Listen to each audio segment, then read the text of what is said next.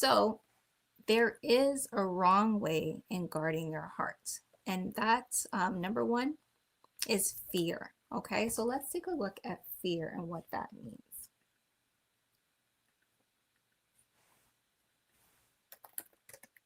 Okay, so fear, according to Webster's dictionary, means an unpleasant, often strong emotion caused by anticipation or awareness of danger, right?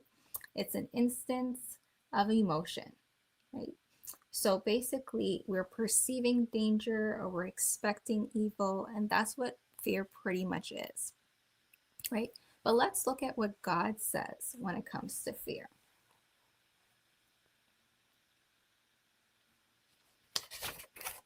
And I have it here all in my notes. Isaiah 41:10. God says, "Do not fear, for I am with you." Okay? It is pretty clear that God does not want us to fear.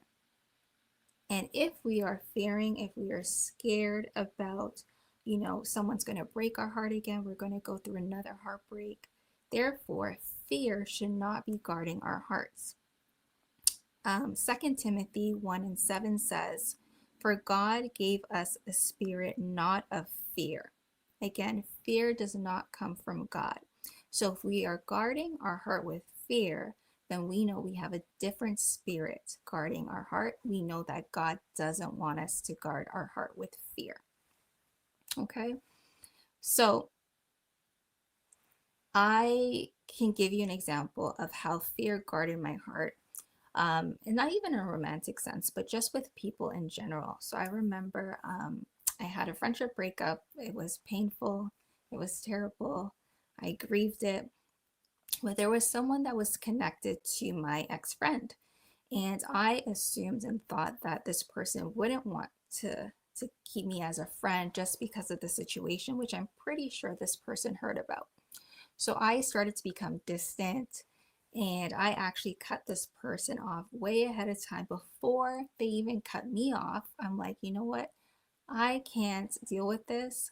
I don't want to have another heartbreak. So I'm basically going to get them before they get me. And I actually blocked this person. Well, shortly after, this person came into my DMs and said, like, did you block me? Are we okay? Was something wrong? And I had to walk that conversation out. And I basically said, I assumed you didn't want to be friends with me. And he's like, we can still be friends. And I had to salvage that relationship. Now, that is what fear does, right? Fear anticipates for you and makes a decision for you that you don't really want to get yourself into. Um, and it actually blocks healthy relationships, healthy friendships, friendships that God may actually want you to have.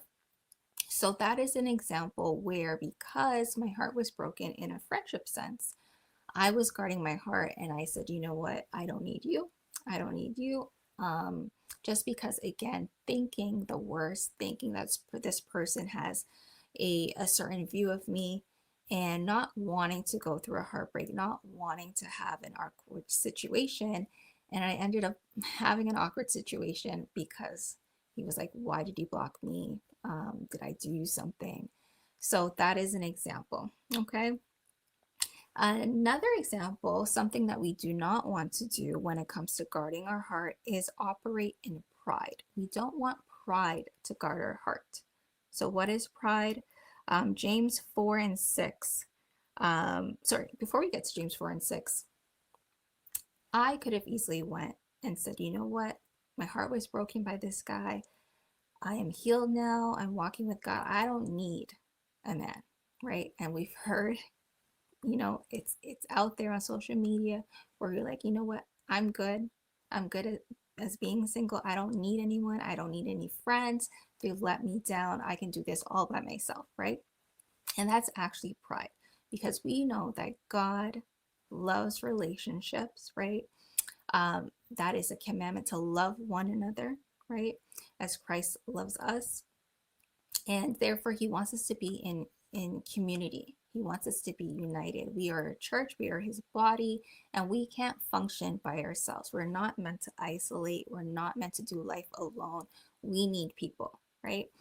But if we're thinking that way, again, because we've been hurt either by parents, by friends, by loved ones, by a significant other, we are now guarding our heart with pride, and we know that God hates pride.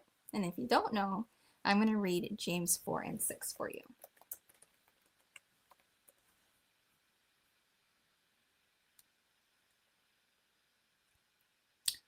But he gives grace, but he gives us more grace. God opposes the proud, but he shows favor to the humble. James 4 and 6, the NIV version, right?